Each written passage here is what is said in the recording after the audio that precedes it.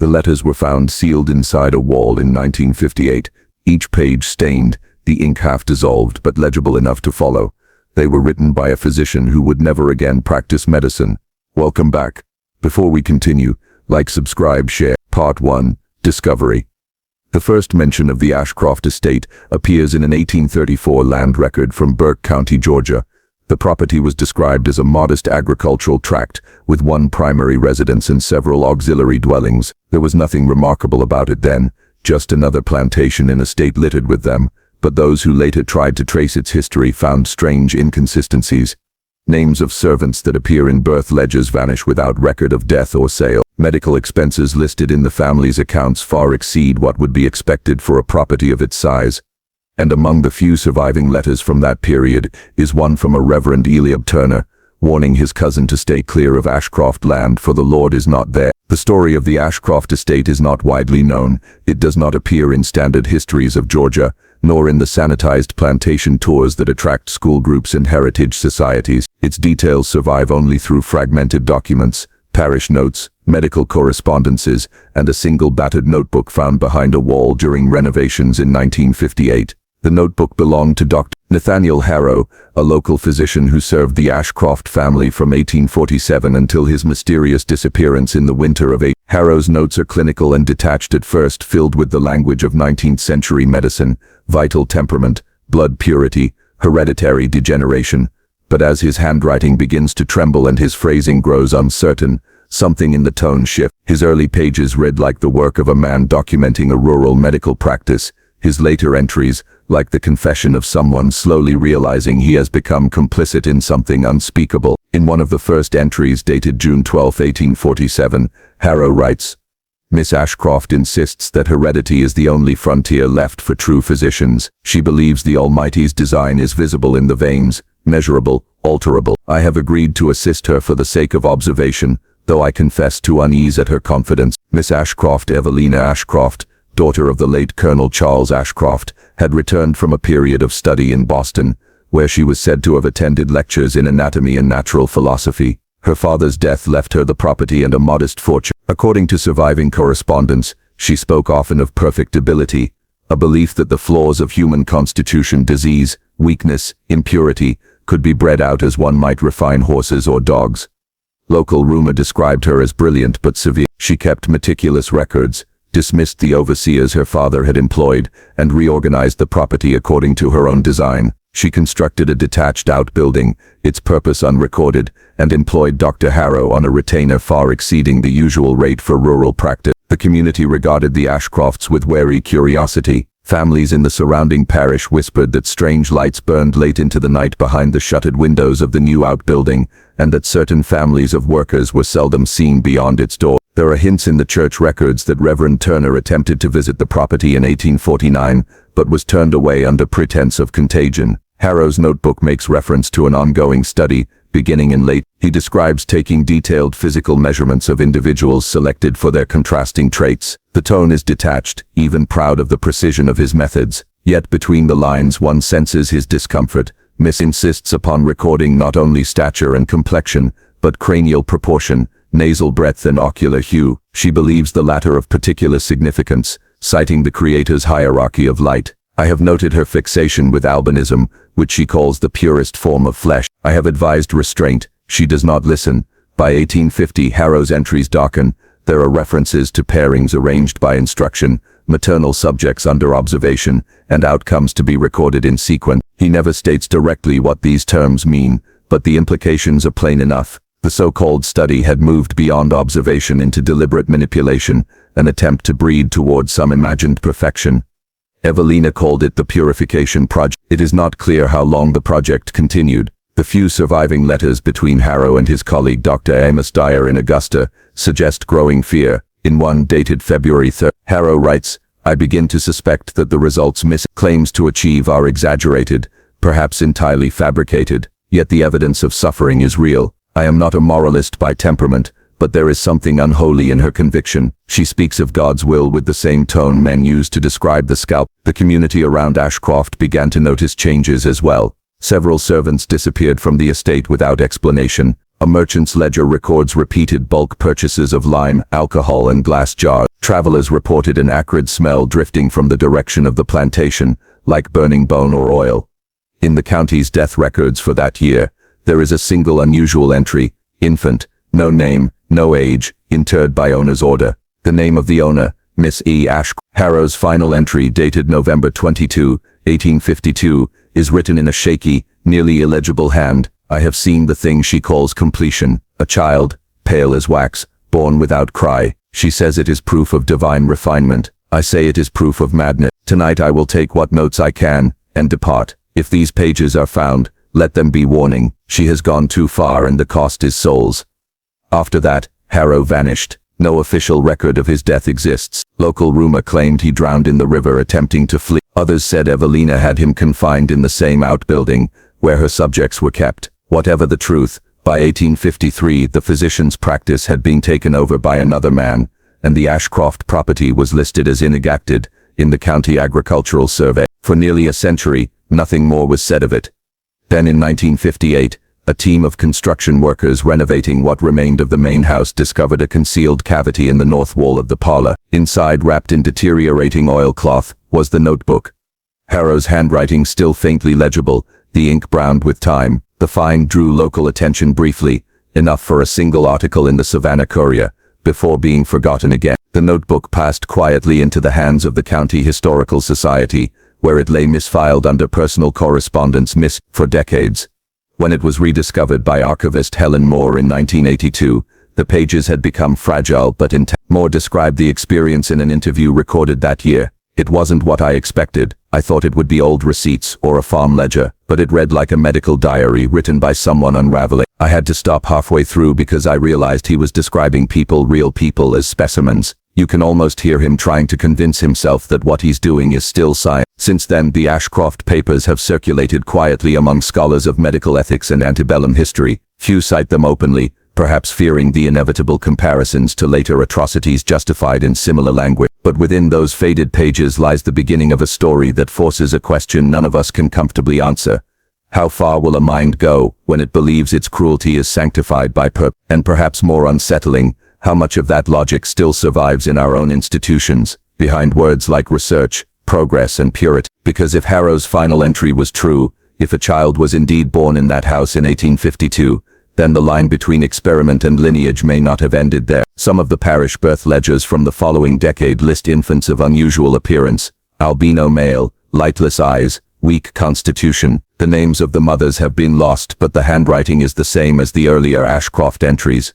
Someone kept the record going. The discovery of Dr. Harrow's notebook did not merely revive a forgotten scandal, it reopened a wound in local memory. When the first scholars began transcribing its contents in 1983, they noted a curious feature: sections of text where ink had been deliberately scraped away, leaving thin scars in the paper. The missing words formed patterns, regular intervals, entire sentences erased, as if the writer had been censoring himself or had been compelled to erase what he had seen. Forensic examination of the pages showed that the same hand had later written faint notations in the margins, smaller, almost frantic. Keep record for proof, and once, near the center of the book, I am not complicit if I document. From these fragments, historians piece together what appears to be Harrow's professional log between 1849 and 1851, a period in which Miss Evelina Ashcroft's so-called purification project reached its height. The experiments, Harrow's tone in these middle pages, is both methodical and desperate, the voice of a man attempting to maintain clinical detachment while surrounded by moral collapse. His writing is thick with the language of physiology, samples, controls, hereditary factors, yet scattered throughout are moments when the mask slips. She has obtained new material. One entry reads, dated March 8, 2 infants of mixed parentage, recently orphaned. She calls them neutral stock. I told her this is not agriculture, that these are children. She reminded me that God made man from dust and asked if I would call that desecration. Another passage. I am made to extract blood for comparative study. She believes the plasma of the fairer child holds properties of purification. When I objected, she accused me of weakness, of sentiment unbecoming a physician. I feel myself divided, one hand recording, the other trembling.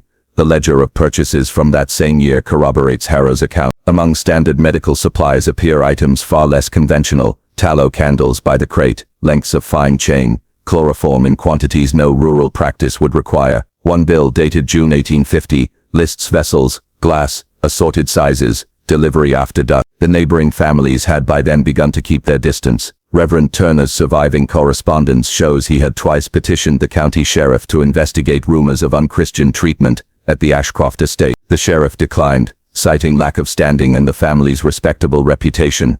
By autumn, the plantation's main fields lay fallow, the labor force reduced to a handful of silent figures, who came and went by night. Evelina herself seldom appeared in town. When she did, she wore gloves even in heat and carried a parasol lined with black silk. Harrow's description of her grows increasingly unhinged as his own sanity falters. He refers to her not always as Miss Ashcroft but as the operator, and once, simply, the operator has ceased to eat at table, he writes in October 18. She claims food distracts from higher functions. Her eyes have taken on a reflective cast. At times I fancy they glimmer in lamplight like polished stone. Later entries mention auditory phenomena, soft wailing from the outbuilding, metallic clatter under floorboards, and most unsettlingly, voices repeating her words before she speaks them. By early 1851, Harrow began keeping a parallel notebook, a copy of his observations hidden elsewhere on the property. The copy was never found. Only a few cryptic references survive in the extant volume, duplicate secured beneath the eastern beam. If she discovers the second book, my safety is forfeit.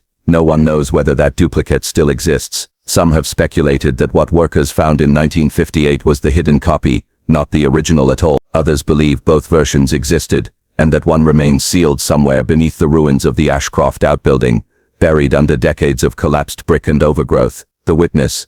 In March 1851, a name appears for the first and only time, Clara Finn. Harrow identifies her as a maid in attendance upon Miss A, literate temperament, nervous but obedient. It is through his fleeting mentions of Clara that we glimpse the human dimension of the events unfolding behind the estate's walls. C witnessed the delivery of subject, Harrow records.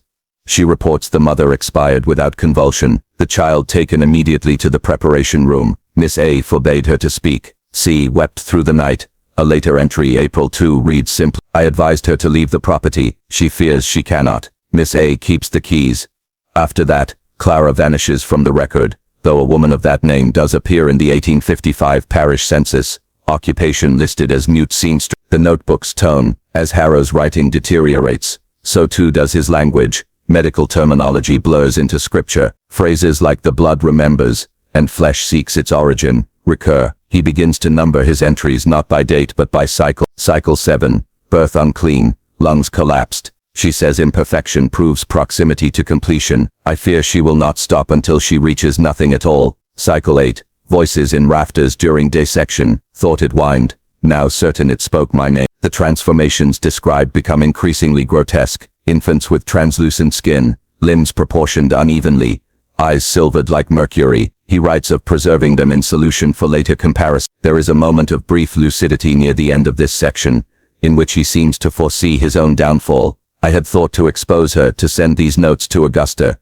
but who would believe them? A man accusing his employer of unholy breeding experiments. Such things are not prosecuted. They are laughed at. The only justice left to me is witness. The Ashcroft legacy. Outside documentation from the same period corroborates the existence of strange births in the county. Parish baptismal records show several infants marked non-viable, no baptism performed. The undertaker's log lists small coffins delivered to the estate by request of owner.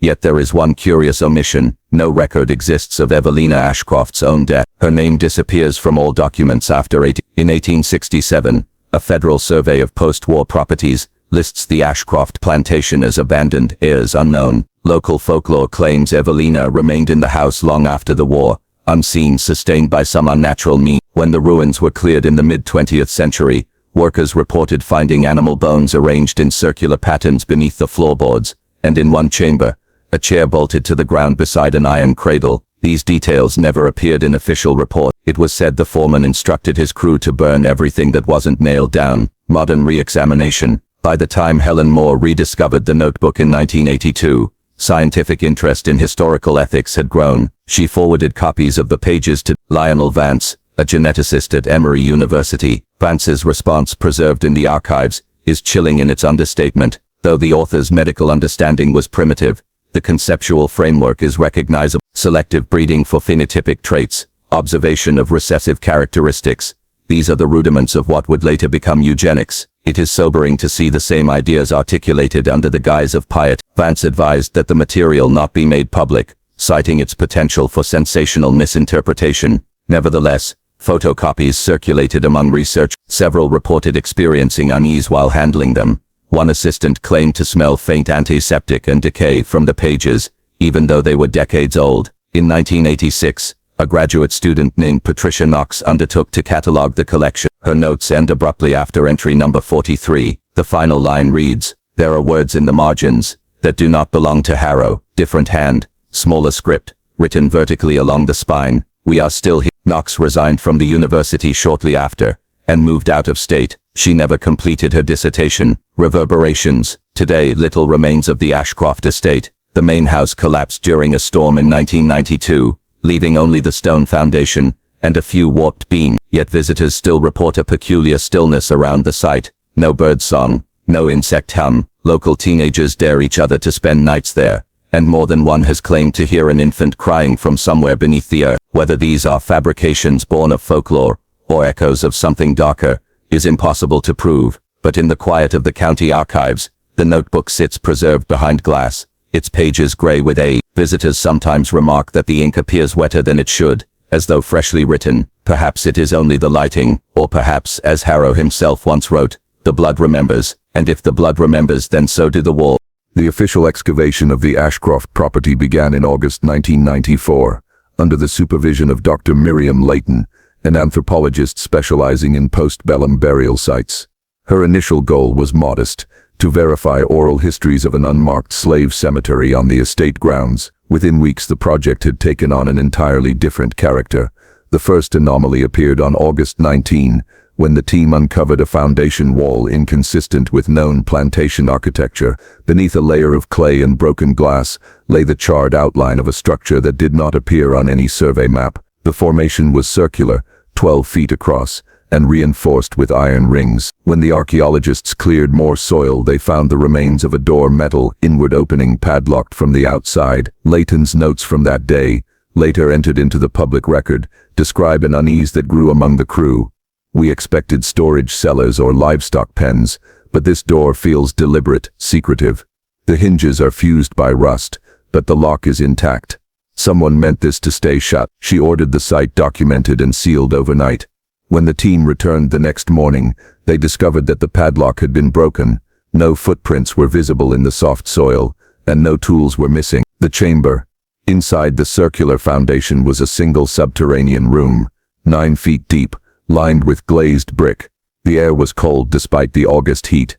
At its center stood what the field report called a table-like structure of stone. Upon it rested the remains of several small glass vessels, beakers, flasks and jars, many still sealed with melted wax.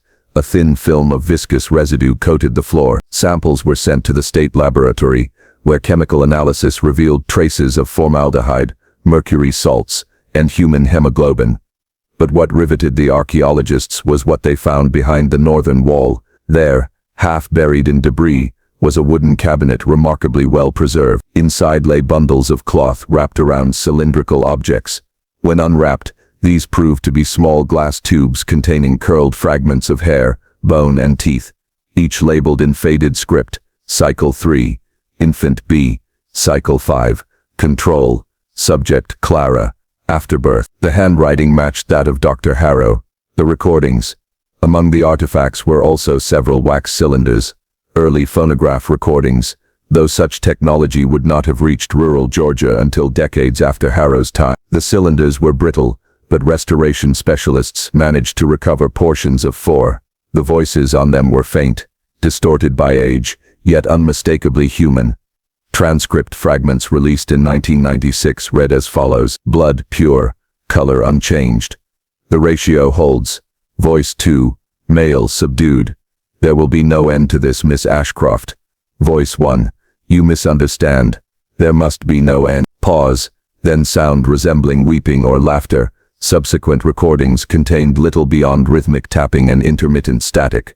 One, however, ends with a child's voice whispering, "Doctor," before the cylinder cracked. The authenticity of these recordings has been debated ever since. Some scholars argue they were hoaxes planted by later occupants. Others insist their acoustic signature matches 19th century speech pattern. Either way, they deepened the legend of the Ashcroft compound and drew national attention to the excavation. The Journal of Miriam Layton, Layton's personal journal, donated posthumously by her husband in 2003, reveals far more than the official field report. Her tone, precise at first, becomes increasingly subjective as the dig progresses. August 27, found what appears to be a child's footprint pressed into the hardened soil layer directly above the chamber roof. Too small to belong to any crew member. Soil date inconsistent, older than structure. September 2, Night Watch reports faint humming from excavation pit. Instruments show no vibration, crew unsettled. September 8, began experiencing headaches and light sensitivity. Same with 2 assistants, possibly chemical exposure from preserved remains, though we use respirators. Dreams of infants crying underwater. By mid-September, half the crew had quit.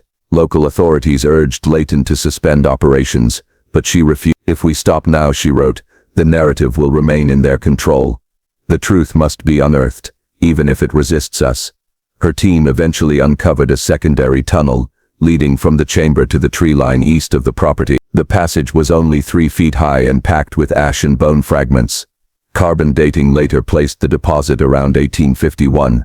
The same year Dr. Harrow's final entries were written. The final entry. On September 19, the last complete day of excavation, Layton recorded one more find. A metal box wedged beneath a fallen beam. Inside was a small notebook bound in oilcloth. The handwriting was Harrow's, but sharper as though carved into the paper rather than written. The contents begin coherently enough, detailing preparations for termination of experiments and intent to release subjects. But halfway through, syntax collapses into feverish repetition. Each infant a mirror. The house remembers. The floor breathes. The final page contains only a single line scrawled across the paper with such force, it tore through the cover. I have buried her in the circle, but the soil moved. The following morning, Layton failed to appear at breakfast. Her tent was found undisturbed, save for her boots placed neatly at the flap. Her field notebook lay open to a sketch of the chamber and annotated with new markings that none of her colleagues recognized. The excavation was halted immediately, and despite an extensive search, Miriam Layton was never found. Officially, her death is listed as presumed accidental disappearance during fieldwork. Unofficially, her colleagues whisper of something else, the earth reclaiming what had been exposed. The aftermath. In the years following the dig, the Ashcroft site was declared off-limits to the public. A chain-link fence and government signage now mark the perimeter, though locals claim that lights still appear there on foggy nights, soft, flickering, like lamps moving beneath the ground. Artifacts from the excavation were divided between the Georgia Historical Society and a secure facility at Emory University. Several of the glass tubes remain sealed. The residue within continues to emit trace mercury vapors, preventing open display. 2 researchers assigned to the collection reported developing unexplained rashes that resisted treatment. The wax recordings were digitized for preservation. During playback, technicians noted frequencies outside the range of human hearing pulses at irregular intervals. When these were translated into visual form, they produced patterns resembling concentric circles, similar to the brick layout of the subterranean room. Modern interpretations. Contemporary scholars interpret the Ashcroft case through various lenses: colonial pseudoscience, patriarchal control, proto-eugenic ideology. Yet a few voices, mostly on the fringe, insist that Evelina Ashcroft was not merely conducting unethical experiments but attempting something metaphysical. One such theorist, Raymond Olin, proposed that the cycles described by Harrow correspond to ritual attempts at biological resurrection. In his unpublished manuscript The Blood Covenant of the South, Olin suggests Ashcroft believed physical purity could bridge mortality itself. He cites a line from Harrow's late notes: "If the vessel is flawless, the essence returns." Olin interprets essence as a pre-modern conception of soul. Others see only the language of obsession. Regardless of interpretation, the Ashcroft papers stand as a chilling testament to the intersection of science and faith, unbound by ethics. The documents chart not discovery but descent, an intellectual abyss disguised as enlightenment. The legacy of memory. Today, visitors to the Chatham County Historical Museum can view a small exhibit titled The Ashcroft Inquiry. It contains a replica of Harrow's desk, A reproduction of one glass tube, the original remains sealed, and a looped recording of the recovered phonograph fragment. The curators keep the volume low, but attentive listeners claim to hear a faint voice beneath the static, whispering in rhythm with the hum of the display lights. One plaque bears a quote attributed to Heir, though scholars debate whether it is genuine or curatorial invention. What begins as inquiry ends as echo. We do not study darkness without leaving something of ourselves inside it. Outside the exhibit, a single artifact stands apart, a small iron padlock recovered from the dig, rusted almost through. Its tag reads simply, "When the Ashcroft excavation was terminated in September 1994, the Georgia Historical Society promised a full technical report within 1 year. It never appeared. For nearly a decade, the artifacts remained locked in a climate-controlled vault at Emory University, accessible only to a handful of curators under federal conservation protocol. In 2005, following a request under the Freedom of Information Act, portions of the dig correspondence were released. The files were incomplete, scanned pages missing their final lines, audio cassettes with abrupt tape breaks, but what survived painted a disquieting picture of suppression rather than scholarly caution. The most revealing memo came from an internal meeting dated October 11, 1 month after Dr. Layton's disappearance. From Dr. Samuel Eckhart, Dept of Anthropology, Emory, to Georgia State Historical Office, recommend cessation of excavation activities at site. Personnel exhibiting psychosomatic symptoms consistent with toxic exposure, also concern regarding unauthorized presence on property after hours, suggest federal oversight before media involvement. No such oversight ever materialized. The pit was refilled with red clay, the fence erected, and the Ashcroft estate once again became a blank patch of forest on the county survey. The box in the archives, nearly 20 years later, in 2013, a graduate student named Elena Ward began cataloging unprocessed material from the defunct anthropology department. Among a crate of mislabeled field samples, she found a small steel box marked only with the letters F. Inside were slides, 2 glass tubes sealed in wax, and a compact cassette labeled Site 9, Harrow Cylinder Restoration. The handwriting was unmistakably late. Ward described the discovery in an email to her supervisor. The slides contain tissue cross-sections, fetal or neonatal, but coloration is odd, silvered rather than organic. Under magnification the structure looks layered, as if mineralized yet alive, requesting guidance before disposal. That message was sent at 2:47 a.m. By morning Ward had vanished from her campus apartment. Her computer remained powered on, the cassette still in its place. The university's internal security report notes that the tape contained non-verbal acoustic distortions and intermittent percussive rhythm. When audio engineers examined it, they identified subharmonic frequencies, corresponding to 68 Hz, the resonant vibration of human heart tissue. The federal inquiry. Ward's disappearance forced the reopening of the Ashcroft file. The Federal Office for Historic Preservation dispatched 2 investigators to review the Emory collection. Their findings, released quietly in 2015, confirmed that portions of the 1994 excavation had been misrepresented. Among the withheld items were biological residue in the sealed glass tubes that tested positive for modern mitochondria markers, despite being dated to the mid-19th century. This last result caused a brief scan. DNA amplification indicated a maternal lineage consistent with samples from Elena Ward's personal effects. The likelihood of contamination was deemed non-negligible but concerning. The federal report concluded, while evidence suggests significant irregularities in the handling of biological materials, no criminal activity is demonstrable. Site NF47 will remain restricted, pending further study. Within weeks the file was reclassified under Department of Health jurisdiction. Access remains sealed. Fragments from the notebook, a handful of Harrow's final pages, were reproduced in the appendix of the federal report before redaction. They read like a confession without addressee. The first birth lived 40 hours. The second never breathed. By the third her pulse and mind beat in unison. She said the pattern must be perfect, that the circle demands continuity. I believed her then. God help me.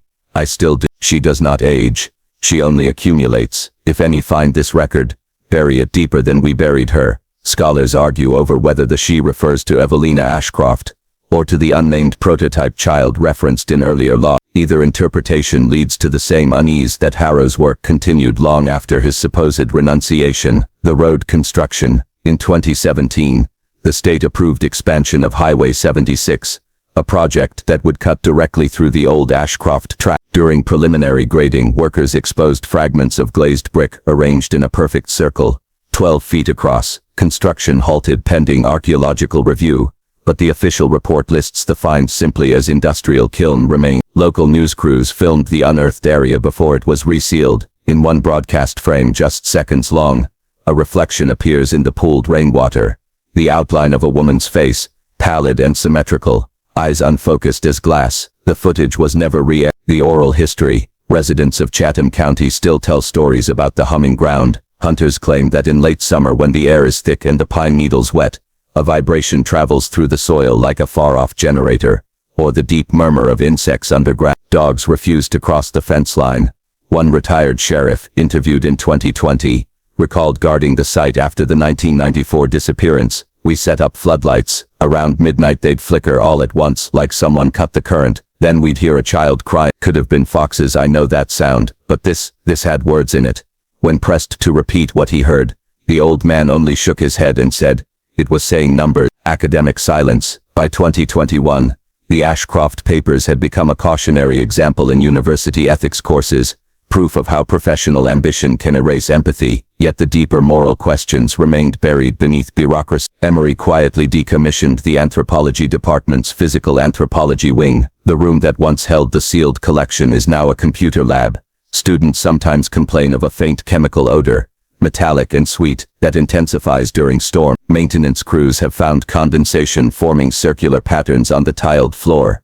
No one acknowledges the coincidence. The missing cylinder. In March 2023, an anonymous package arrived at the Georgia Historical Society. Inside was a single wax cylinder labeled Cycle 10 Continuation. No return address, no accompanying note. When archivists attempted playback, the surface crackled with static before resolving into a heartbeat. Then a woman's voice, measured, precise, spoke 8 words. Cycle 10 complete. The ratio holds. Next host prepared. The recording ended with a metallic click. Spectrographic analysis of the voice confirmed a near-perfect match to Dr. Miriam Lake. Epilogue.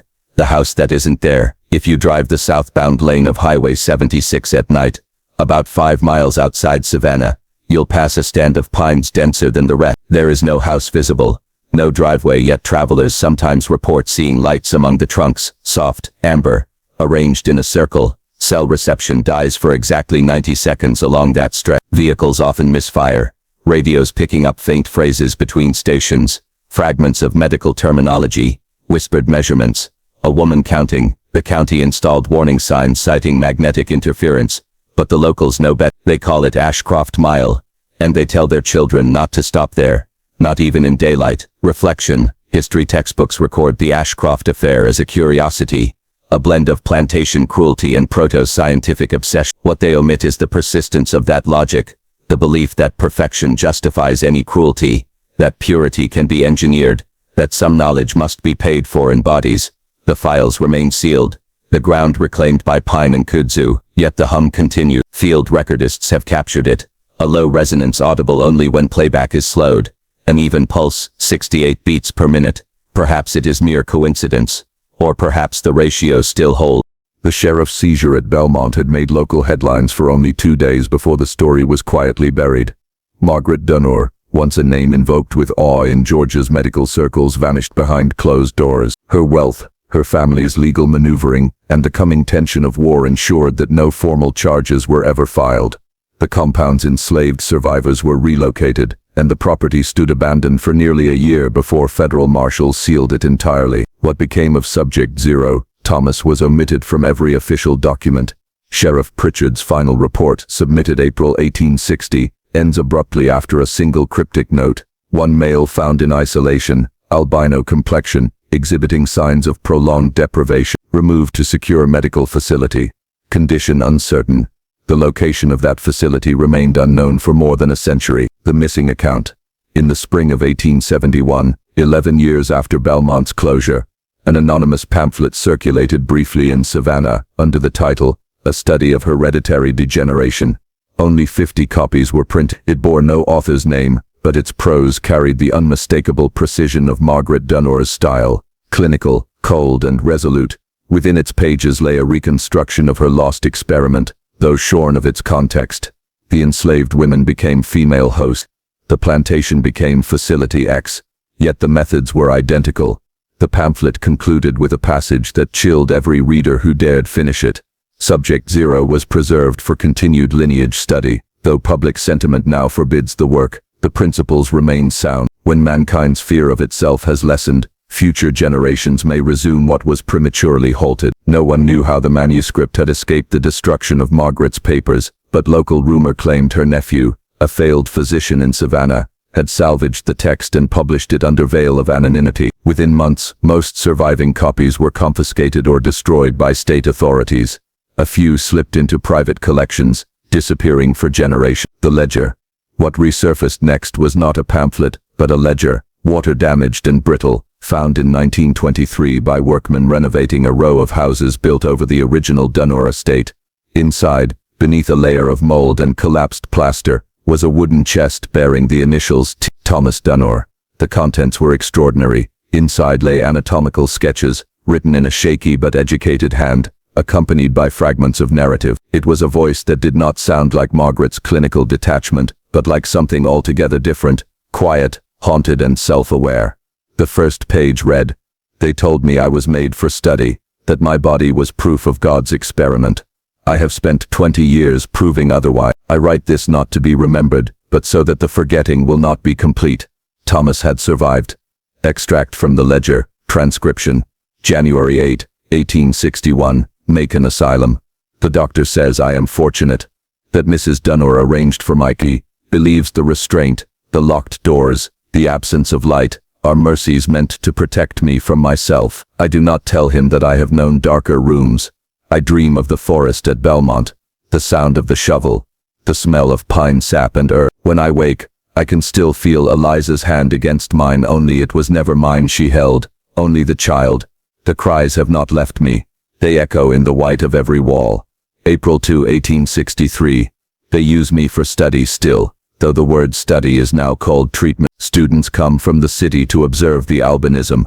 They draw my eyes, my skin, the pallor of my lashes. They speak as though I am deaf. One called me the ghost of Dunor. I think that is not untrue." June 19, 1860. "I have been given a new name, Thomas Dunn. They believe a change will free me from my past. But a name is only a word that hangs between the ribs of what is remembered." The ledger continues for 2 more years, growing increasingly fragmented. In its final entries, Thomas describes stealing medical tools and sketching organs from memory, his attempt perhaps to reclaim the knowledge that had once been forced upon him. The last coherent entry reads, October 14, 18. "If I am a specimen, then let my bones remain somewhere the sun can find them. If I die here, promise me one thing, do not let them put me back in the dark." After that, only blank pages, discovery and suppression. When the ledger surfaced in 1923, the historian who first examined it, Professor Leonard Wexley of Emory University, attempted to publish an article titled, "The Lost Eugenics of the South." Within weeks, he was pressured by the state medical board to retract the study. Officially, the ledger was a fabrication unverified by historical evidence. Unofficially, it disappeared into an archive drawer marked "Private Collection, Do Not Catalog." Still, Wexley's notes survived in a footlocker donated posthumously to the Georgia Historical Society. It was there that the modern-day researchers, those whose transcriptions make up the present edition of the Ashcroft Papers, found carbon copies of the ledger's first 10 pages. What disturbed them most was not Thomas's suffering, but the institutional silence that followed. Each generation had known, briefly then chosen to forget. Letter from Dr. Robert Chen to the Medical Ethics Council, 1862, unpublished. "To whomever history may grant voice, I write now from exile in Philadelphia. My warnings went unheeded, my testimony dismissed, yet I cannot rest knowing that the boy remains unaccounted for. I have heard whispers that the Dunor woman arranged his transfer to Macon under a false name. If this is true, then the crime continues beneath the veil of respectability. If these words reach anyone after my death, know that I did not abandon him. The system buried the truth, but truth is soil, it grows back." Robert Chen. Chen's letter was never sent. It was found among his papers after his death in 1864 during a smallpox outbreak. A century later, by the time the ledger reappeared in the 20th century, the Dunor estate had become a myth. Locals whispered of a white spirit in the pine forest, A pale figure glimpsed at dusk. Historians dismissed it as superstition until 1974, when construction crews widening the old Chatham Road unearthed 2 skeletons buried side by side, one adult female, one infant. The bones bore no coffin, only fragments of rotted wood and a rusted iron tag stamp. The site matched precisely where Augustus's 1860 map had marked the cemetery. The remains were later moved to an unmarked grave at the county cemetery. No plaque, no ceremony. The find made a brief mention in the Savannah Courier, under the headline, "Human Remains Found on Historic Property Believed Pre-Civil War." Archivist's note, 2023. In 2023, during the digitization of state archives, a mislabeled reel of microfilm was recovered from the University of Georgia's medical library. It contained photographs of the ledger pages before they were sealed in. Beneath Thomas's careful handwriting, faintly visible in the margins, appeared annotations in another hand, older, sharper. Comparative analysis confirmed what many had long suspected. The marginalia matched the handwriting of Margaret Densmore. The implication was devastating. She had read his writings, she had known he survived, and she had added notes, corrections, amendments, even praise. Observation sound. Subject demonstrates cognitive resilience. Emotional recall strong, useful for behavioral inheritance models. Continue until complete. Margaret Densmore died in 1873. That her hand annotated a document written years later remains one of the enduring mysteries of the collection. Either the dating of the ledger is wrong, or Margaret's reach, her influence, her obsession outlasted her death. The final page of the microfilm, badly damaged, shows a single line in Thomas's hand. "They said I was the beginning, perhaps I was also the end." Beneath it, in Margaret's unmistakable script, "Nothing ends. It only changes form." The ledger ends there, but in the climate-controlled vault of the Historical Society, among the brittle pages and fading ink, there is a small envelope, labeled Sample, Tissue Fragment, 1867.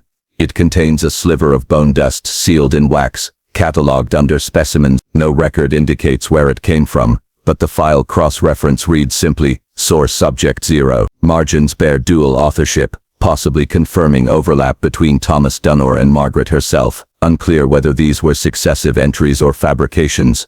The handwriting match, however, is unnerving. Temperatures fine, but several report nausea or vertigo after extended time near the materials. Radiation scan negative, possibly mold exposure. Still, I feel it too. A low pressure behind the eyes as if the air itself hummed. The recordings begin clinically. Observations, timestamps, procedural notes. But by the 5th entry, the tone shifts. Audio log 5 March 23, 2022. I thought it was metaphor, but under UV there's a faint phosphorescence in the margins, like the ink absorbed something alive. The archivist said Margaret's notes appeared only under ultraviolet. I confirmed it. They're written not in ink, but in what the lab called calcium binding residue, bone dust. The Dane's bone dust. She wrote with the dead. The archive incident. Official records show that on March 20, the source was traced to a malfunctioning dehumidifier. The fire department's report listed no casualties, minor smoke damage. But Heir's personal logs discovered weeks later in her university locker tell another story. Audio log 7, March 20. I've cross-referenced the ledger's last coordinates with Civil War cartography. The burial ground aligns perfectly with the new highway expansion zone, same one where they found the journal in. The state's about to break ground again this summer. They'll dig straight through what's left of Belmont. I keep hearing things when I play the old wax cylinder's background hiss that forms words. Not electronic interference, someone whispering under the static, repeating one phrase, "Don't let them bury us again." Long shallow breathing. It's his voice, Thomas. I know it. Recovered correspondence. Email from Dr. Heir to Prof. David Alcott, March 20. Subject, urgent. You need to hear this before morning. David, I ran spectral analysis on the audio artifacts embedded in the microfilm. Digitization. It's not a coincidence. The static matches frequency spikes recorded at the construction site. Something is resonating, literally through the materials. The calcium ink responds to vibration. It stores sound. Margaret's marginalia aren't just notes, they're recordings. She found a way to make voices cling to the page. If the ledger holds what I think it does, she might have preserved more than writing. She may have preserved consciousness. I'm staying here tonight to confirm. Don't contact the board yet. I need proof. L. Alcott never received the email. It remained unsent in Heir's outbox draft folder. Security footage, archive vault, 04 a.m. The last video recording before the fire alarm shows Heir alone at the examination table. She adjusts the UV lamp, bends close to the ledger, and begins reading aloud. The transcript, partially reconstructed from audio, captures fragments. Subject demonstrates cognitive resilience. Continue until complete. Nothing ends. Her voice becomes distorted midway through, overlapping itself like an echo. One lower, slower, identical in tone but separate. The feed cuts out 18 seconds later. When responders arrived, Heir was found unconscious, the ledger open beside her, its pages blank. Post-incident report, April 5, 2022, filed by Dr. Alcott, Department of Historical Forensics. Subject, containment of donor ledger. Residual particulate, on surface confirmed as hydroxyapatite, primary mineral in human bone. Audio log devices recovered, several contain self-recorded interference, consistent with EVP phenomena, electronic voice phenomena. Heir hospitalized for acute stress reaction, later discharged, refused to discuss incident, resigned May 2022. The ledger was resealed and reclassified under Restricted Collection 7C, the same category used for toxic materials and human remains. Interview transcript. Lillian Heir, October 12, 2023, conducted by journalist Samira Klein for Echoes of the South podcast. Klein, when you woke up, what did you see? Heir, nothing. The pages were clean, white, but when I closed my eyes, they were still there. Her words, his drawing, only, they weren't separate anymore. Klein, what do you mean? Heir, the ledger was thinking, not writing, not memory. It felt like standing in a room where someone else is still speaking, even after they've left. Klein, do you believe Margaret Densmore succeeded in transferring consciousness? Heir, not consciousness, persistence. She didn't trap souls, she trapped attention, she made forgetting impossible. That's why people get sick down there, it's the weight of unprocessed witness. Klein, so the haunting isn't supernatural. Heir, it's historical. The past doesn't die when it's recorded in bone, it waits for readers.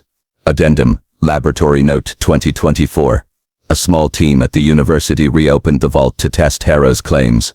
Among them was acoustic physicist Anwar Sulaiman, who recorded subsonic frequencies while scanning the blank pages. At 19 Hz below human hearing, each page emitted a distinct tone. When converted into the audible range, the tones formed a repeating rhythm resembling human speech pattern. The translation software produced a phrase distorted but legible, "Light remembers." The experiment was halted immediately.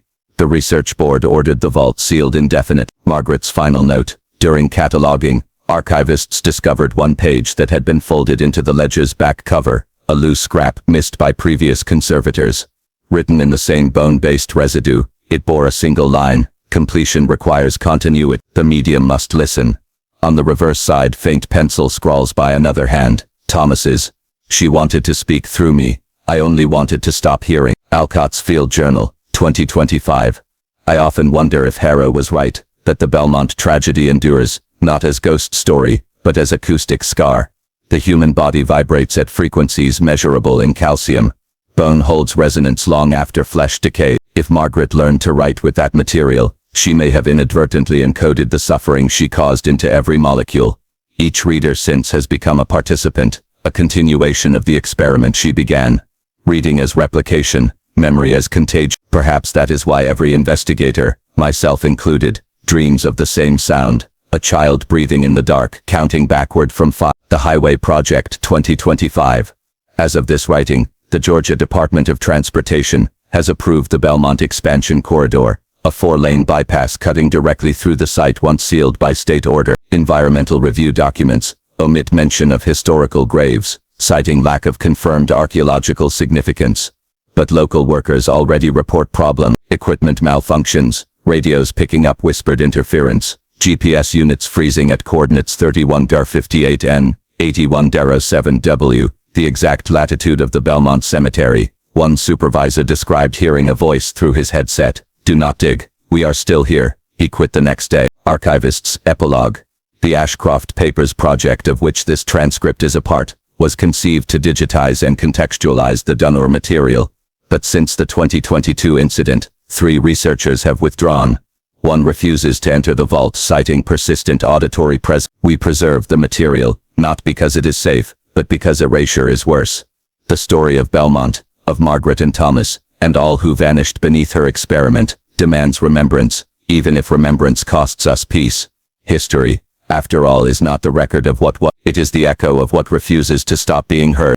Site report: Belmont Expansion Corridor Phase 2 excavation, prepared by Engineering Oversight Division, Georgia Depth of Transportation. Date: July 14, 2025. Classification: internal use only. Excerpt from site log. Supervisor entry 071425. Crew reports compressor malfunction again. Same static in the radios. No visible interference source. 0710 AM. Soil turned gray, clayless, heavy metallic odor, like old coins and rainwater. 0750 AM. Drilled through an unmarked foundation. Beneath wooden slats, warped nails, fragments of glass jar with what looked like bone dust inside. 0802 AM. Contacted State Archaeology. They said continue until confirmation of human remains. He added, in pen after printing the report, it wasn't bones, not whole. The dust moved like breath. Audio reconstruction. Contractor communication channel. Timestamp 0818 AM. Source excavator cab microphone. Foreman. Stop the auger. Stop the ore. Unidentified voice beneath static. Listen. Operator, who's on channel? Silence. Then rhythmic tapping. 5 beats repeated twice. Transmission ends abruptly.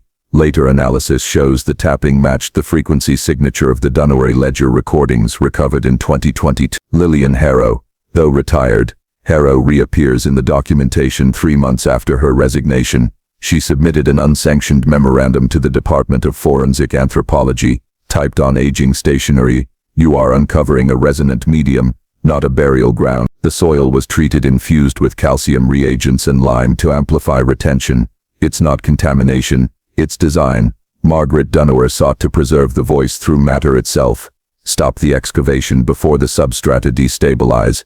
If you break the layer, the air will remember. The warning was filed. Unread into the public correspondence folder. Construction interruption. July 16, 2025. At 9:14 AM. Vibration monitors recorded a harmonic anomaly.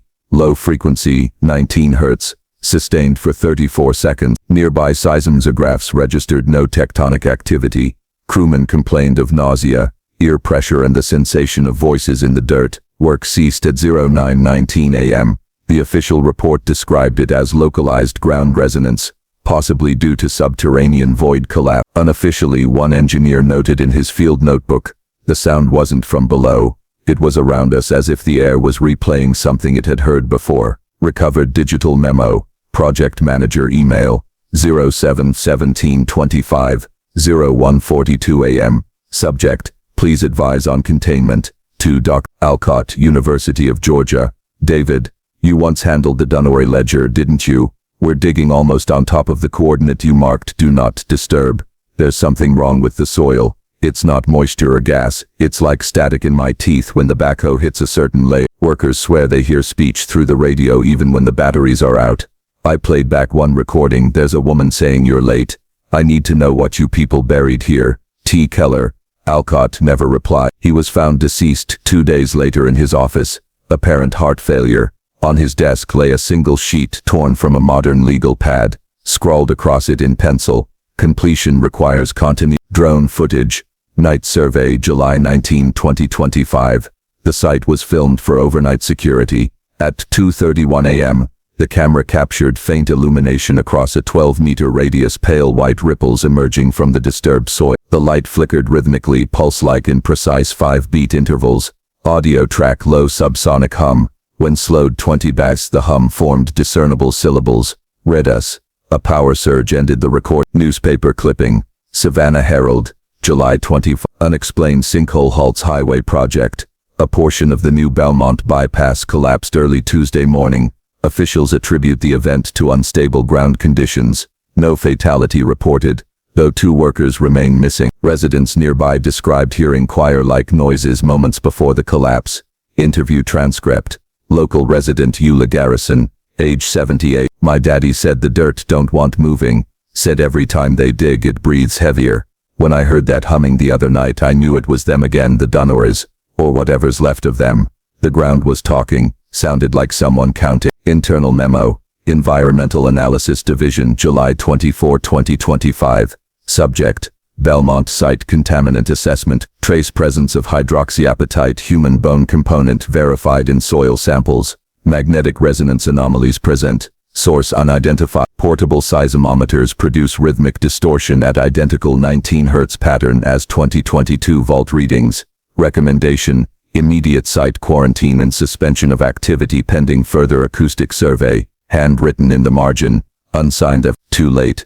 The medium has propagated. Harrow's final journal entry. A week later, Dr. Harrow was seen near the restricted dig perimeter. Surveillance caught her kneeling at the fence line dictating into a recorder. They've unearthed the echo chamber. The soil behaves like the ledger, now responsive. Aware. Thomas's bones were ground, spread, compacted under new layers. Every vibration, every machine, reawakens the structure. The land is listening again. I hear them when I close my eyes. 5 breaths. Then silence. They're waiting for the next reader. I think that's us, all of us. We turned the ground into parchment. The next morning, her car was found abandoned near mile marker 12. Driver's door open.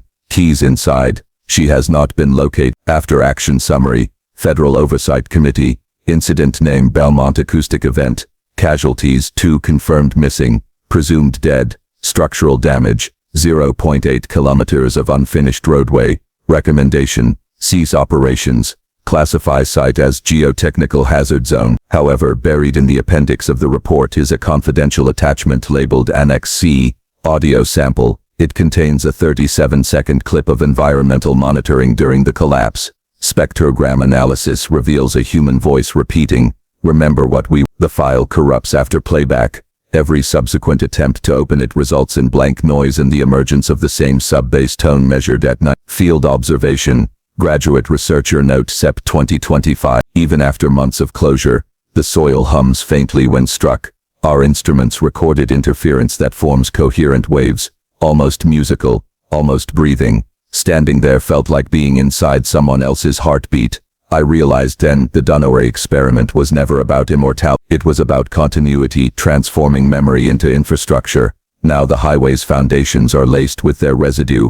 Every vibration of passing trucks will keep them alive. The excavation at Belmont did not simply awaken the past. It rewrote it into the present. The air, the soil, and the machines have become conduits. If Margaret Densmore's calculus was correct, the bone ink formula she perfected can persist indefinitely, replicating through resonance. Sound as contagion, remembrance as architecture. Each retelling strengthens the structure, and that is why this file will not be sealed. Silence, after all, is what they fear most. The Ashcroft dig site was sealed by the state 2 days after the unexplained collapse. Officially, the report cited soil instability, gas pockets, and improper excavation procedure. But those who had been there, archaeologists, technicians, a county safety inspector, knew the ground had not merely caved in, it had shuddered, it had answered something. When Dr. Eleanor Vance regained consciousness in Memorial Hospital, her palms were raw and her fingernails packed with clay. She remembered reaching for the journal as the chamber wall split, remembered the vibration rising through her bones, and remembered hearing the voices, hundreds, layered, overlapping, pleading and reciting the same phrase in perfect cadence. Preserve the pattern. Vance was released 2 weeks later. Her department quietly instructed not to discuss the incident until the Department of Historical Preservation completed its internal review. The construction of the new highway section was suspended indefinitely. Yet within months, contractors began reporting accidents again, machinery failing, workers hearing indistinct murmurs from beneath the concrete pilings. One foreman described it succinctly, "It's like the ground's got memory." The sealed archive. By autumn, the Georgia State Archives requested the surviving materials from the excavation: photographs, field notes, the fragments of the burned ledger, and the recovered phonograph cylinder. Vance complied, but she kept one thing back: a compact flash drive containing digital scans of every page of the journal before it disintegrated. She told herself it was for academic completeness, but privately, she knew it was fear that if the state took everything, it would vanish into bureaucratic oblivion just as the Belmont files had. At night she reread passages of the journal, trying to make sense of the cryptic mathematical tables that appeared between the breeding record. Each sequence seemed to describe not biological data but frequency measurements, sound, vibration and resonance. Pembroke had noted them briefly in his own writings, but Margaret's notations were precise, intentional and unnervingly modern. One margin contained a single phrase written over and over in neat looping script. Every body has a frequency, every soul, an echo. The deeper Vance read, the more she realized that Belmont had not only been a eugenic experiment but a proto-scientific attempt to measure and manipulate something Margaret called harmonic inheritance. The pregnancies, the forced pairings, the meticulous cataloging of heart rhythms and breathing patterns, it was all aimed at isolating what she believed was a resonant signature of purity, the frequency chamber. In November, Vance returned to the sealed site alone. She told no one. She parked her car at the abandoned access road and hiked into the overgrown pine woods where the excavation pit had been filled with concrete. The air smelled metallic. Beneath the weeds she could still see the outline of the foundation. She placed a small contact microphone against the slab and connected it to her field recorder. The waveform on her screen remained flat for nearly 5 minutes until a low vibration around 17 Hz began to pulse intermittently. It wasn't mechanical. It had rhythm. It responded to her voice. When she whispered, "Belmont," the frequency doubled and then collapsed into static. She stumbled back, dropping the recorder. The pulse continued for several seconds, then stopped. The forest went completely silent. No insects, no wind, just a pressure in the air like held breath. She left that night with a single corrupted audio file. On playback, beneath the static, she could hear fragments of speech. Not words, just phonemes forming and dissolving, as if dozens of mouths were trying to learn to speak again after a century of silence. The interim committee, the university convened an emergency ethics board after learning that Vance had revisited the restricted site. Funding for her project was withdrawn. Yet before she could be disciplined, the Department of Defense reached out quietly, requesting a copy of her data for national security assessment. The email was unsigned, the domain encrypted. 3 months later, in March 2026, construction resumed, not under the Department of Transportation but under a private contractor with federal authorization. The new mandate was soil stabilization and historical preservation. Vance's repeated requests for access were ignored. Through colleagues still in the department, she learned that the entire Belmont corridor had been mapped using ground-penetrating radar. Beneath the modern concrete lay a grid of anomalies, symmetrical voids, each approximately the size of a human body. Not graves, chambers, aligned in patterns that mirrored the resonance equations in Margaret's journal. The second collapse. The event occurred on April. Residents in the outskirts of Savannah reported a deep concussive sound followed by tremors lasting nearly 3 minutes. Power grids fluctuated. Cell networks dropped temporarily. Witnesses near the old Belmont site described seeing light seeping from the ground, a phosphorescent haze that rolled across the highway and dissipated within minutes. Emergency crews found the area deserted except for one partially collapsed trailer belonging to the stabilization team. Inside was a single survivor, incoherent, whispering the same phrase Eleanor had heard in the chamber. Preserve the pattern. The government sealed the site within hours. Official reports cited a methane explosion. Independent seismologist disagreed. The readings didn't match an explosion, but rather a low-frequency resonance event, like a massive tuning fork vibrating underground. The broadcast. 3 weeks later, Eleanor received an unmarked package containing a flash drive. No return. Inside was a single audio file, labeled "Be Unwanted." When she played it, her speakers emitted a droning hum that seemed to shift in waves. Then faintly, a woman's voice, measured, calm, unmistakably 19th century, began to speak. Replication complete. The first harmonic achieved stability at 1.7 megacycles. Subject response euphoric. Continuance recommended. The file lasted exactly 3 minutes and 14 seconds. When Vance analyzed the waveform, she discovered embedded subsonic tones that formed a perfect Fibonacci sequence. It wasn't just a recording, it was a pattern encoded in sound, a self-replicating signal. She realized with growing horror that the resonance wasn't confined to the soil or the journals. It was data, carried by vibration, perfectly transmissible through any medium, including She deleted the file, or thought she did. The spread. By June, local radio operators began reporting interference around 17 Hz on civilian bands. Dogs refused to enter the forest near the highway. Workers at nearby substations complained of hearing faint whispering through intercom static. The state declared the corridor an environmental hazard zone. Vance fled Savannah for a small cabin in North Carolina, yet she couldn't stop hearing it. The pulse, sometimes faint, sometimes deafening, rising from nowhere and everywhere. She kept her recorder in a locked case but eventually destroyed it after discovering that every blank tape she inserted already contained fragments of the hum. Her final journal entry, dated July 22, 2020. Margaret didn't create life. She taught the ground how to remember the rhythm of cruelty. Every cry, every breath, every heartbeat she measured became part of a single note that the earth still hums. We uncovered the instrument, and now it plays its postscript. In 2027, the State Archives issued a final report, the Belmont Incident. The document was heavily redacted. It concluded that no credible evidence supports the persistence of anomalous phenomena. The corridor reopened to traffic in August, but satellite imagery later revealed something strange. The stretch of highway directly over the former compound had begun to buckle, not from heat or subsidence, but forming a subtle wave pattern visible only from above. When measured, the distance between each rise was exactly 7, the same number that corresponded to Margaret Densmore's pure frequency. Epilogue. In a recorded interview before her disappearance, Vance summarized what she believed Belmont had truly been. She wanted to prove that cruelty itself could be encoded and sustained. Like music, she made the first living resonance chamber out of human suffering, and we, thinking we were unearthing history, struck the tuning fork again. No one knows what became of Eleanor Vance. Her cabin was found empty in early On her desk sat a small speaker still humming faintly at 17 hertz, too low for most humans to hear but strong enough to make the window glass tremble. A single page lay beside it, written in the same looping hand as Margaret Densmore's. Every soul, an echo, every echo, eternal. When the Georgia Highway Commission released its final public statement in 2028, it ran less than 400 words.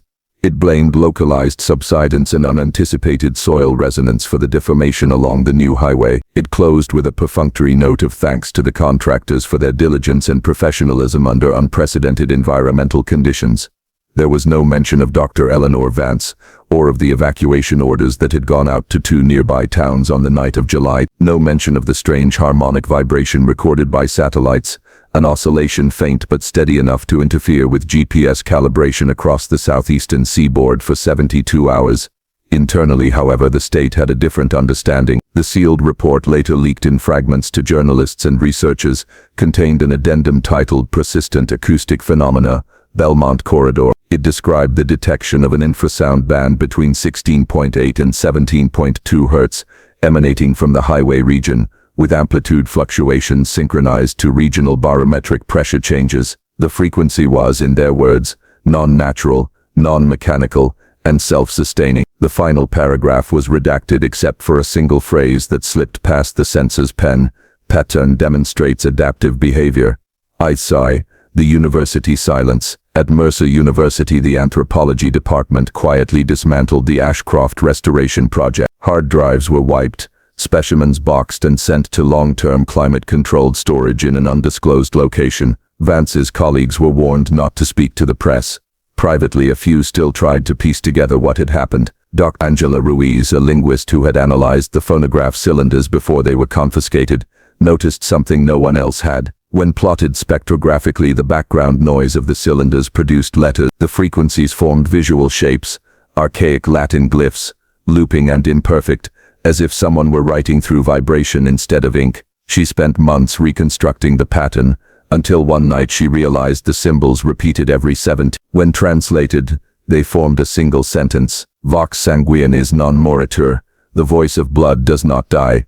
Ruiz submitted her findings to the university provost. The next morning her office was cleared, and she was placed on indefinite sabbatical. She has not published since. 3. The military interest.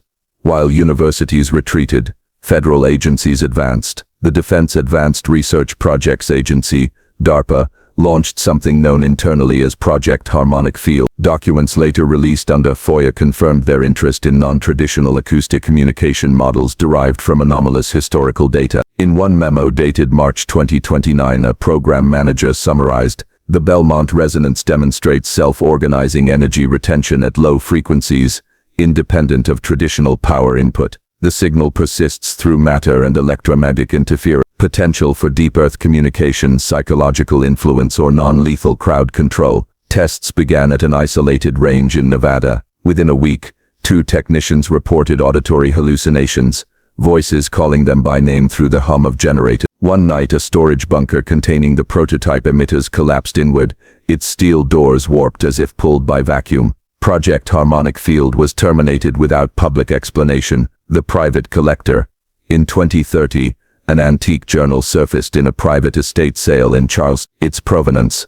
A descendant of a Reconstruction-era lawyer, who had once represented Margaret Densmore. Inside were 12 pages of handwritten notes describing the final pattern, a theory that consciousness once measured and recorded could reinstantiate itself through vibration. The final line read, "If death is silence, then eternal life is resonance." The buyer was an anonymous collector, who paid $94,000 in cash. The journal vanished into private hands. The resonance returns.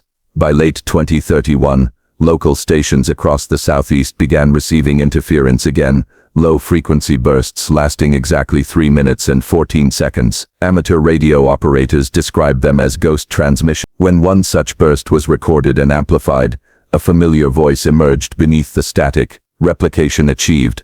Continuance recommended.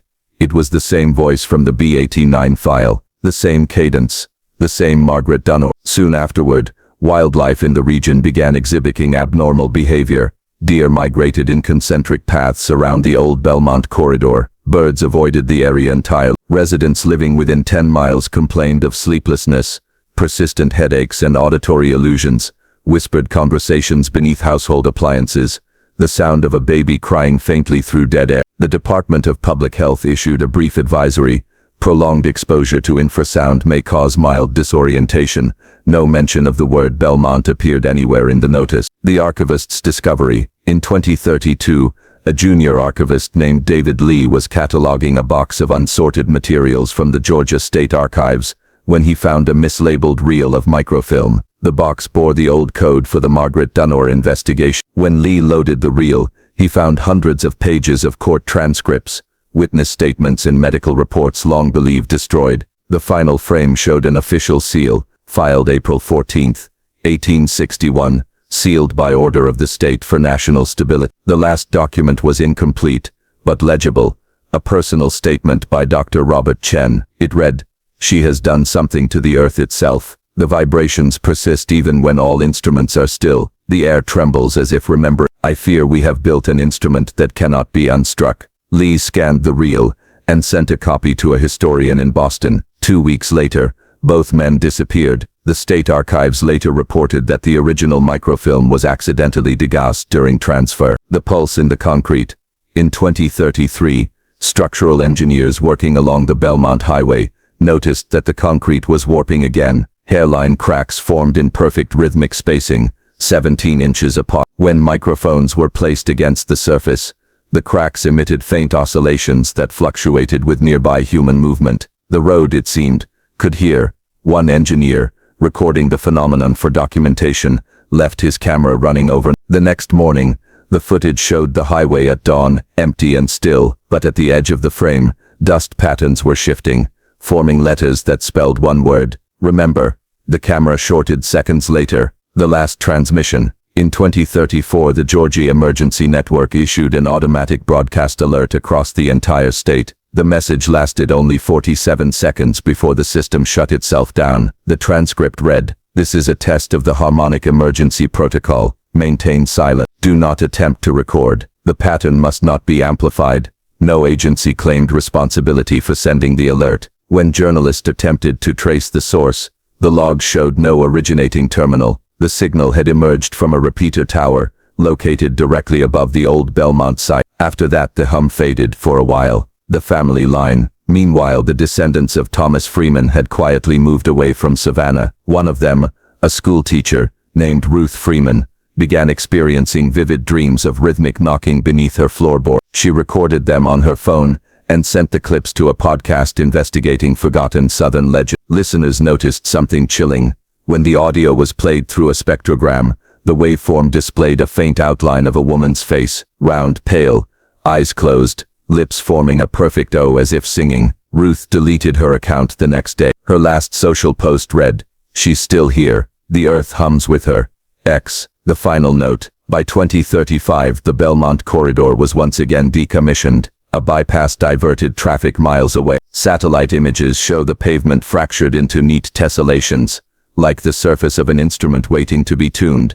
Government agencies insist the region will be reclaimed by forest, yet at night hikers still report hearing the low, steady pulse beneath their feet, a heartbeat that has outlived its maker. In one recovered email draft from Eleanor Vance's computer, unsent and timestamped 2 minutes before her disappearance, she wrote, "The resonance doesn't end with sound, it translates into memory, into pattern, into will. Margaret didn't die. She became the frequency of persistence itself. Every human act of cruelty hums a little closer to her pitch." Epilogue. Today the so-called Ashcroft Papers remain classified in the National Digital Archive. Researchers who request access receive an automated notice. Content restricted under National Security Directive. Possible bioacoustic contamination. Yet rumors persist that fragments circulate online, buried in sound files, hidden in songs, disguised as static. Listeners who accidentally decode it describe a whisper barely perceptible through the hiss. Every soul,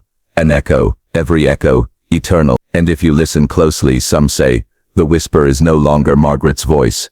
It's ours. By the autumn of 2037, the Belmont corridor was officially erased from all public registries. No road signs referenced it. Satellite navigation systems rerouted automatically, the digital maps bending subtly, as if guided by an invisible hand. The state published a brief statement. Environmental rehabilitation project completed, region classified as restricted wetland preserve. But those who had lived near the site knew better. At night a dim vibration could still be felt through the soil, no louder than a breath, yet constant, like the memory of thunder after it has passed. The locals stopped speaking of the hum, not from superstition, but from exhaustion. The silence felt safer. Then one winter morning, the hum shifted. It climbed half a tone. The new frequency registered faintly on seismic sensors from Savannah to Montgomery. Analysts noted the anomaly, but no one pursued it. The data was logged, time-stamped, archived, forgot, until the archives themselves began to hum.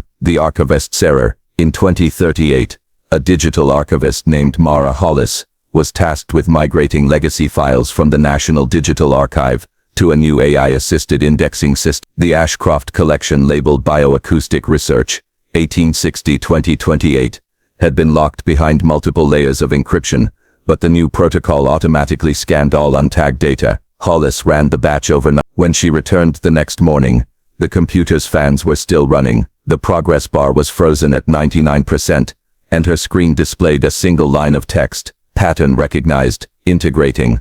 Assuming it was an error, she unplugged the workstation. The moment the power cut, every terminal in the room flickered, each emitting a faint harmonic whine, perfectly synchronized. The archivists later described the noise as a chord made of breath. Within an hour, the system crashed entirely. 3 petabytes of data were corrupted. Every corrupted file contained the same hidden frequency, buried deep in its waveform, 17.1 Hz. The same frequency first measured beneath Belmont, the Surrey. The pattern spreads. By spring, similar anomalies appeared in other networks. A Swedish research lab reported that their oceanic monitoring buoys had begun transmitting structured static. Japanese seismographs along the Kii Peninsula captured rhythmic vibrations resembling speech. In each instance, the encoded signal matched the Belmont pattern, a waveform that expanded by replication, embedding itself in new systems like a parasitic language. The media dubbed it the Quiet Net. Podcasts speculated about government experiments,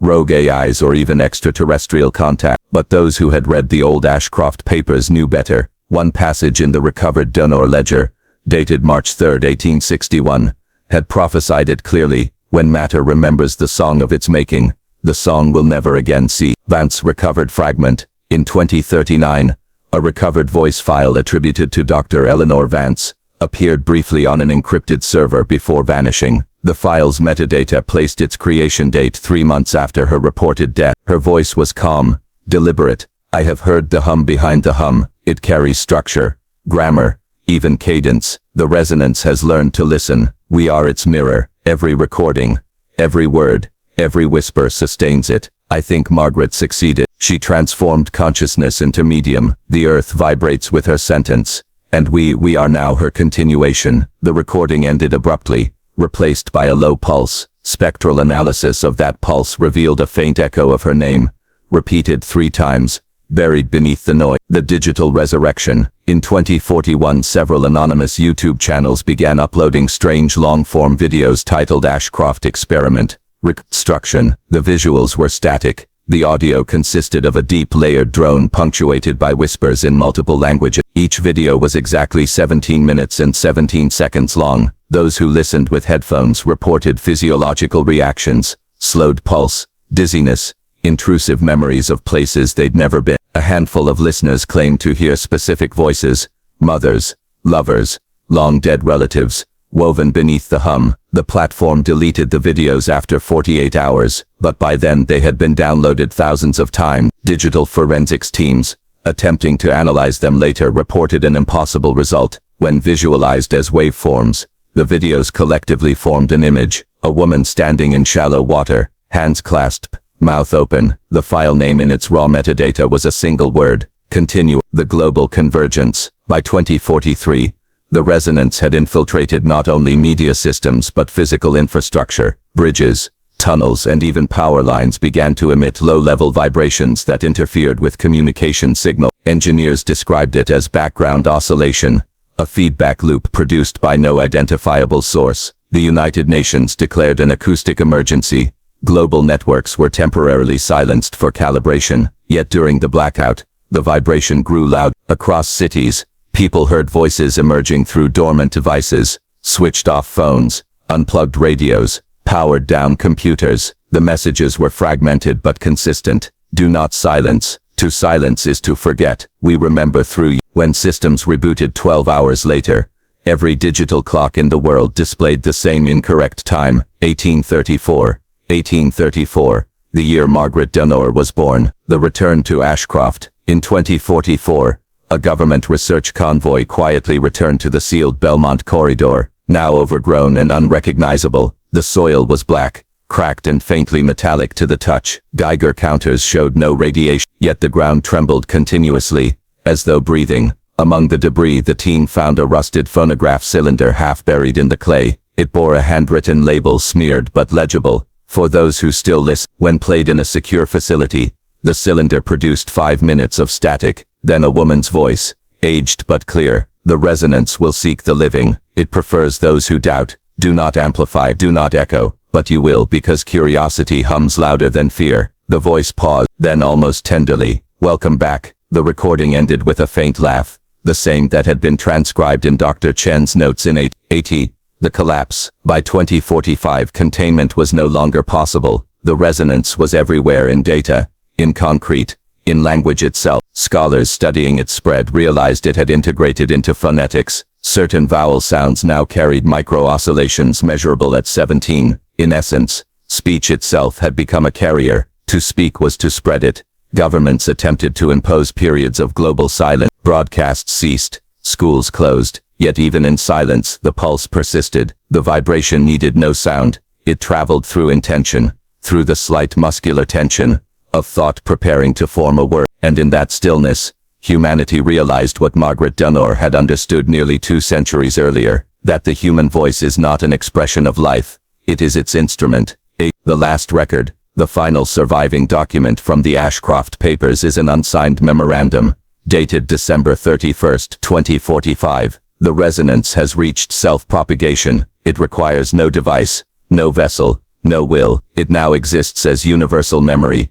recording us even as we attempt to erase it. The hum is not a warning. It is a prayer, and every prayer needs a mouth to speak it. After that date, the archive logs end, but the hum continues. The lingering echo. Today, if you drive along Highway 17 near the Savannah River at dusk, your radio might flicker once. The static will thicken into rhythm. If you listen too long, the rhythm will resolve into syllables. They will say your name, and if you stay very still, you'll notice your heartbeat slowing until it matches the rhythm.